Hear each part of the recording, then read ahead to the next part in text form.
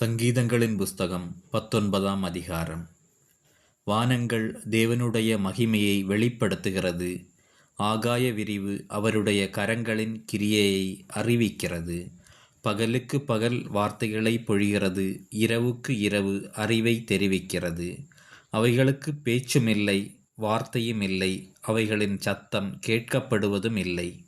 ஆகிலும் அவைகளின் சத்தம் பூமியெங்கும், அவைகளின் வசனங்கள் பூச்சகரத்துக்கு கடைசி வரைக்கும் செல்லுகிறது. அவைகளில் சூரியனுக்கு ஒரு கூடாரத்தை ஸ்தாபித்தார். அது தன் மணவறையிலிருந்து புறப்படுகிற மணவாளனைப் போலிருந்து பராக்கிரமசாலியைப் போல் தன் பாதையில் ஓட மகிழ்ச்சியாயிருக்கிறது. அது வானங்களின் ஒரு முனையிலிருந்து புறப்பட்டு அவைகளின் மறுமுனை வரைக்கும் சுற்றியோடுகிறது. அதன் காந்திக்கு மறைவானது ஒன்றுமில்லை.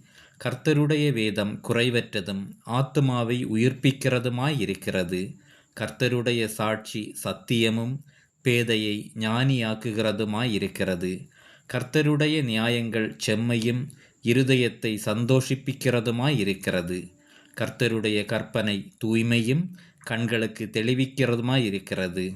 கர்த்தருக்கு பயப்படுகிற பயம் சுத்தமும் என்றைக்கும் நிலைக்கிறதுமாயிருக்கிறது.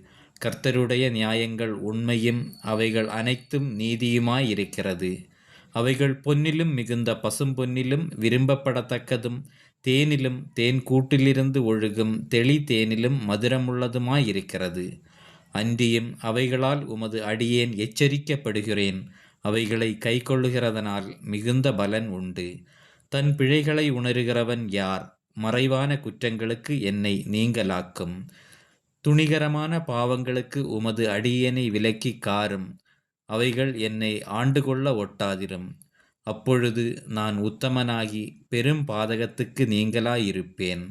என் கன்மலையும் என் மீட்பருமாகிய கர்த்தாவே, என் வாயின் வார்த்தைகளும் என் இருதயத்தின் தியானமும் உமது சமூகத்தில் பிரீதியாயிருப்பதாக. ஆமேன்.